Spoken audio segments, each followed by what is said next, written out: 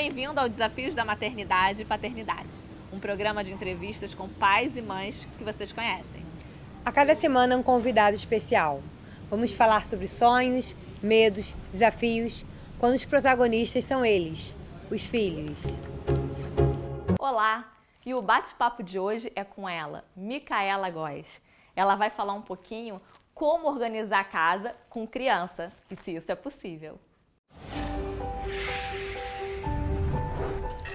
Eu sou mãe de gêmeas. A minha primeira reação foi assim, tomei um susto, porque nunca tinha pensado nessa possibilidade. Não era uma coisa que eu pensava, não era uma coisa que eu conhecia, que eu convivia, que eu almejava. Porque tem gente que fala, né, tem um sonho de ter gêmeos. Não era uma coisa que eu pensava, não era um assunto que me ocorria. Então foi um susto, porque eu nunca tinha pensado nessa possibilidade. A minha família não tem caso de gêmeos, eu não tinha muita convivência com gêmeos, então assim, foi uma surpresa num primeiro momento, pensar na logística, pensar nas despesas todas em dobro, pensar em como é que a gente ia resolver, mas na verdade foi assim, a melhor experiência do mundo para mim. A organização é uma ferramenta que deve fazer parte do nosso cotidiano como uma ferramenta de facilitação do nosso dia a dia. Assim que eu entendo a organização. Quando você tem a estrutura da casa organizada, lugares certos para cada coisa, espaços delimitados, você consegue manter a ordem de uma maneira mais fluida. Eu entendo que a organização ela não deve ser um aprisionamento, não deve te restringir. Ela serve para te libertar. Então, toda casa tem vida, tem pulsação, tem ordem, tem bagunça, umas mais, outras menos. E é claro que uma casa com criança você tem uma dinâmica, uma pulsação, uma dinâmica muito mais acelerada e geralmente muito em função da criança. O que eu acho assim, que é importante quando você tem uma casa com crianças é você delimitar os espaços. Eu não gosto, por exemplo, de chegar numa casa que você entra e assim, tem coisa de criança por todo canto, a família não tem os seus espaços, o casal não tem os seus espaços, não tem mesa livre, não tem espaço na sala para você ter um momento de família sem criança. Então, uma coisa que eu sempre pratiquei na minha casa e que eu acho que é uma sugestão é você delimitar esses espaços. Olha, o quarto de criança é o lugar de ter, ou como no meu caso, por exemplo, o apartamento que eu morava quando elas nasceram, era um apartamento muito pequenininho. Então, no que vieram 2 crianças, a gente precisou de 2 berços e trocar tudo em dobro, eu fiz um canto na sala que era o lugar dos brinquedos, mas era um canto delimitado, tinha um tapete que delimitava, não tinha brinquedo por todos os ambientes. Então assim, eu acho que delimitar os espaços, tanto os espaços das crianças, quanto o espaço dos adultos, quanto o espaço, enfim, delimitar espaço é o segredo para se manter a organização. As minhas filhas são organizadas, mas eu posso dizer que elas são organizadas porque eu entendo a organização como um hábito.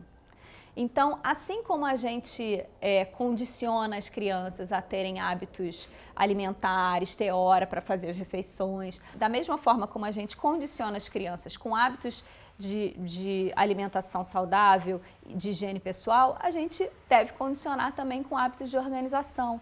Então, elas são crianças organizadas porque isso faz parte da formação, da educação. Não é assim, elas são muito pequenas para isso. Não. Você começa a condicionar a criança com os ritmos de alimentação, rotina, desde o primeiro dia que você chega em casa. E a organização é a mesma coisa, é você fazer com que a organização seja uma coisa lúdica e divertida. A organização não pode ser um castigo, tipo, vai arrumar seu quarto. Isso é um desserviço, porque você se deu o trabalho de ensinar a organizar o seu quarto? Aonde ficam as coisas? Vamos pensar junto onde a gente pode colocar, o que você brinca mais, o que você brinca menos, incluir a criança no processo de organização, tanto de encontrar os lugares certos para as coisas, quanto de retirar coisas que ela não brinca mais. Claro, você não vai fazer isso com uma criança de menos de 1 ano, mas a partir de 2 anos e meio, 3 anos, a criança já reconhece seus brinquedos, já pode abrir mão de coisas. Então, assim, Quando você inclui a criança no processo, ela se apropria do espaço e das coisas. Então, você, de alguma maneira, mostrar para a criança que é preciso cuidar, valorizar para poder ter.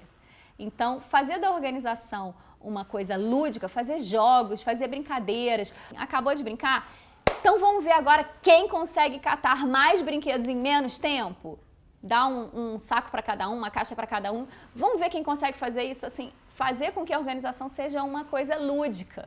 Aí você vai tornar isso um hábito e a criança não vai fazer um esforço para se organizar. A organização é parte da vida, como a gente escova o dente, como a gente toma banho, como a gente almoça, quando tem fome, né? Então, eu acho que a organização ela tem que ser introduzida na vida da criança desde sempre, de uma maneira lúdica e nunca como um castigo. Nunca como um castigo. Então, assim, vai arrumar seu quarto, senão você não vai sair, a criança vai sempre ter uma relação ruim com aquilo, enquanto que, na verdade, é o contrário. A organização é uma ferramenta para facilitar o nosso dia a dia, para a gente não perder tempo procurando coisa. Mas eu acho que uma criança que tem a organização como parte da sua formação, ela tende a ser uma criança organizada, um adulto organizado, um profissional organizado. Porque isso não vai ser um assunto, não vai ser uma questão, não vai ser um ponto a ser trabalhado. Ele está ali interiorizado. É mais ou menos quando a gente começa a aprender a dirigir. Quando você senta no carro e você pensa, caramba, 3 pedais, marcha, espelho, um espelho aqui, um espelho ali, um espelho... Você fala, nunca vou conseguir fazer isso tudo ao mesmo tempo. E na medida que você se familiariza com aquela coreografia, aquilo fica tão internalizado, aqueles gestos, as funções, a atenção, a ordem, fica tão internalizado que você não pensa mais sobre o que você está fazendo. Então você consegue dirigir, escutar música, você consegue dirigir, conversar com alguém que está do seu lado, né? Então porque aquela função está tão internalizada que você não precisa mais ter a atenção plena para aquilo. Aquilo faz parte da sua dança, né? No meu caso, o maior desafio da maternidade foi lidar com a chegada das minhas gêmeas, porque assim, esse sim é um grande desafio de organização. Eu tive uma experiência muito feliz com a minha maternidade gemelar, eu tive parto normal, eu consegui amamentar as minhas filhas exclusivamente no peito até 5 meses, então eu tive uma relação com a maternidade, sendo gêmeos, como se fosse um bebê único, quer dizer, eu tive conquistas importantes assim, né? Amamentei elas no peito até 1 ano de idade, já comendo, já com outros alimentos introduzidos. Então, eu tive uma relação muito feliz, mas assim, é uma logística e tanto. Eu não tinha independência para sair sozinho com as duas, com sacola, com carrinho duplo, entrar no carro, sair do carro, ir no pediatra. Então, tudo era uma logística, quem mamou em qual peito. Então, eu acho que o maior desafio foi entender essa logística, né? Ao mesmo tempo que eu estava me descobrindo como mãe, eu também tendo que descobrir todas essas como lidar com esse funcionamento do dia a dia, mas eu também resolvi fazer dessa experiência a melhor experiência do mundo. Então, eu falei, eu posso fazer disso uma dificuldade imensa ou eu posso fazer disso um prazer enorme. Então, eu fiz desse limão uma limonada.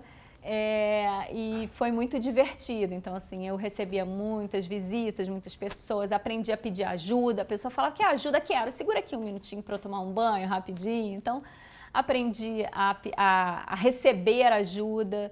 Então, eu acho que, no meu caso, um grande aprendizado foi eu sou a melhor mãe que eu posso ser, né? Para mim, ter sido mãe de gêmeas, assim, ter tido 2 bebês ao mesmo tempo, tem sido, né, um grande aprendizado, porque o jogo nunca está ganho. As minhas filhas já estão com 8 anos, mas a gente todo dia começa tudo de novo, né?